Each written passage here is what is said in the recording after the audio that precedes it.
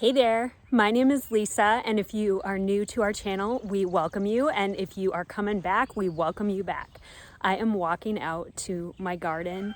There is so much ready to harvest in there, and we just had a beautiful rain here in South Carolina, so I'm really excited to see what I've got going on out there. So this is our early June garden tour. So it's a little bit overcast this morning. There's Chester outside of the garden where he definitely belongs because he will tear things up, especially my landscape fabric. So I've got my hat just in case the sun decides to come out or little patches of it break through the clouds. And then I've got my harvest basket. By the way, I really need a new harvest basket. So if anyone knows of a great one, please drop it in the comments. Hey Smokey, did you decide to join me on my garden tour? Okay, so here in this first bed, we've got some tomatoes happening. These right here are Burpee Big Boy, and I've never grown these before, but they're looking beautiful and coming in nicely. I didn't do super well on slicer tomatoes last year, so I'm really excited to see some coming in this year. I really think the companion planting that I have going on with the marigolds is helping a ton. These are all little Fantastico tomatoes, and I've just got a beautiful bounty of those coming in. So Fantastico tomatoes are these little grape tomatoes. And one thing I really love to make with these, it was pretty viral on TikTok. A lot of people call it the TikTok pasta. It is a baked feta pasta, but I've also done it with goat cheese and it's just as delicious. I love making that, and I love adding a ton of extra vegetables to it. It is so good and so easy. Makes a really good side dish, and it would make a really good dinner if you wanted to throw some protein in there as well. So this is what that baked feta pasta looks like. I'll link the recipe below. I've got it on my blog, but it's feta. I add zucchini, I add mushrooms, and lots of fresh tomatoes from the garden. So I've got good plans for these little guys. And then I've got more of the Burpee Big Boy coming in over here. I'm pretty sure I did 3 Burpee Big Boy and then 3 Fantastico. All right, moving on to the next bed. It's like Feed Me Seymour over here with this cucumber. Oh my goodness. It is a happy plant. I've got lots of little baby cucumbers coming out here. There's a ton more down here. There's a nice big guy. Let's see if we have some more. We're gonna have lots of cucumbers from this one plant.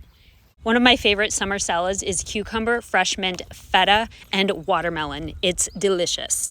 I really love companion planting. It makes everything just look really beautiful. So another thing that I did is next to this cucumber here, I planted this beautiful borage. This is the first time that I've ever grown this, but it's so pretty and I just love the way it looks next to the cucumber. And this is so exciting. I have never grown eggplant before. So this is the very first time I've ever planted it. And look, we've got an eggplant growing. Oh my goodness. We've got an eggplant growing. I'm so excited. And I've got another one. I've got another little one. Where'd you go? Right here. Another little one right there. So obviously I need to know all of your favorite eggplant recipes. My favorite is eggplant parmesan. I also really like doing caponata, and I know ratatouille is really good. So I would love to hear what is something creative that you do with eggplant. Baba ganoush, there's just so many things you can do with eggplant, but by far my fave is eggplant parm, and I am going to attempt to do it in my air fryer. At least the breading part of the eggplant this year. All right, so my tomatoes are happy over here too. This tomato right here, this variety is called Mr. Stripey, and I've got a little guy coming in right there. So I'm super excited to see what these are going to look like. And then over here, I've got 2 Roma plants. And I love Romas because I can make really good homemade sauce with Roma. I've got one there. Hi, kitty. And I've got one here. And then over here, this is a Cherokee purple that I've got coming in. This tomato plant right here, the Cherokee Purple, actually broke, and it was about a week ago, so we kind of just mended it and put it back together, and I feel like it's doing really, really well. I'm really glad I didn't pull it out because it seems to be thriving. It has set at least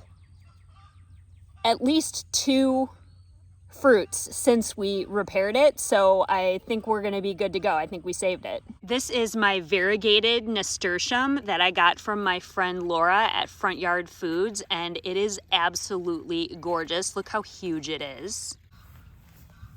My African basil here, just looking amazing, flourishing, bringing lots of pollinators to the garden.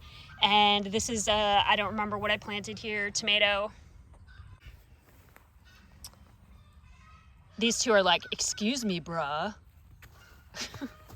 Fighting in the garden. We've got another big slicer of some kind there. Other side of that basil. Some more tomatoes. Here's the other side of that variegated nasturtium. This is Tulsi basil that may or may not make it. We'll see. It's greening up for sure. Marigolds.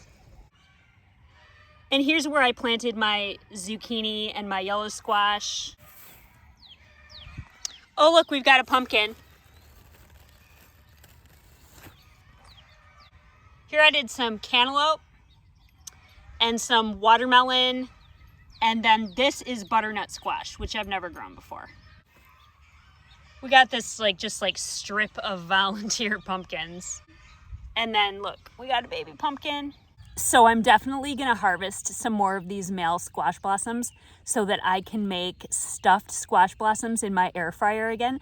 They were so easy and so good. I will link the recipe below for you. It's also on my blog, but you've got to try them.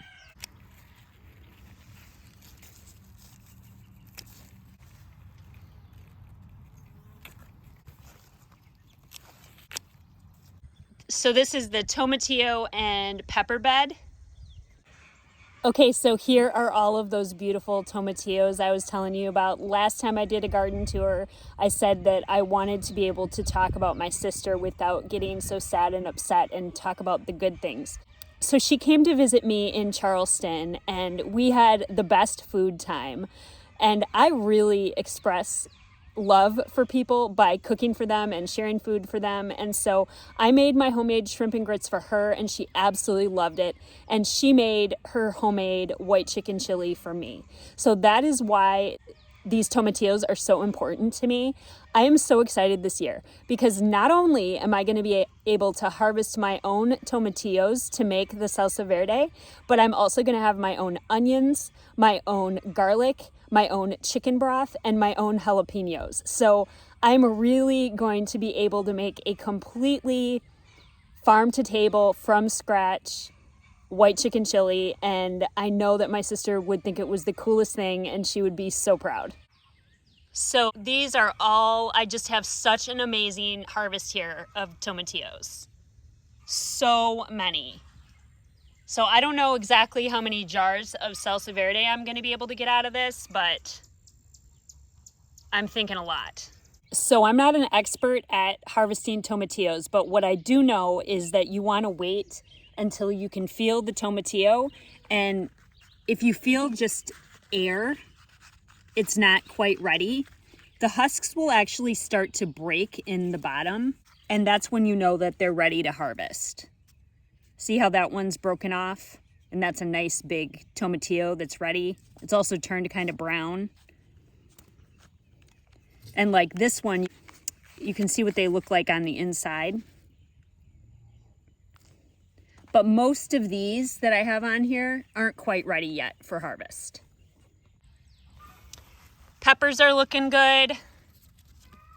Green peppers, high onyx. This over here is a yellow sweet pepper. And then I've got some shishitos and move onyx. I've got my banana peppers.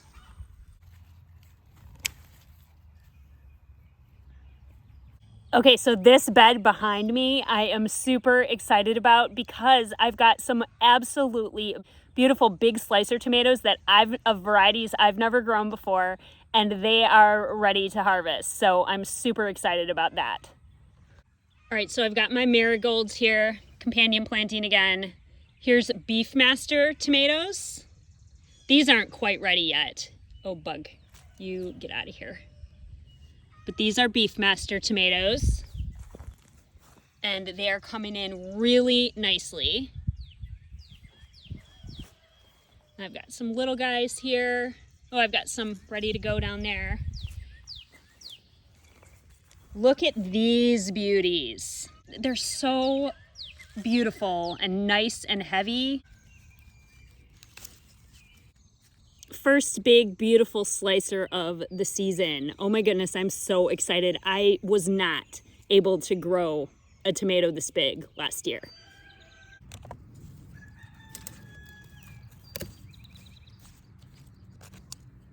And then this is my first Carolina Gold that I've ever grown, and it is absolutely gorgeous. I've got more Carolina Gold coming in. There's a little one back there. So I am definitely a big fan of companion planting. This has worked out so well. The pest pressure this year has been reduced so much on my garden. I can really tell a difference. So like I said, this year we just kind of got into planting the marigolds around the tomatoes and the peppers and the eggplants. I planted the borage over there. I'm gonna get even more into it next year, but wow, what a difference this makes. So this is a pretty awesome harvest for June. I'm really excited about these big slicers. We've got our Carolina Gold tomato, which is a variety I've never grown before. And then these big, beautiful slicers, which I was not able to get tomatoes this big last year. Lots of little grape tomatoes that I'm gonna make that roasted feta pasta with. We've got some tomatillos. Those aren't all quite ready. Some banana peppers, which I'm gonna put on some pizza. And then we've got this beautiful harvest of squash flowers. I cannot wait till our next garden tour because I know there's gonna be even more beautiful food ready to go. So I'd love to know what you are pulling up out of your garden right now and where you're growing.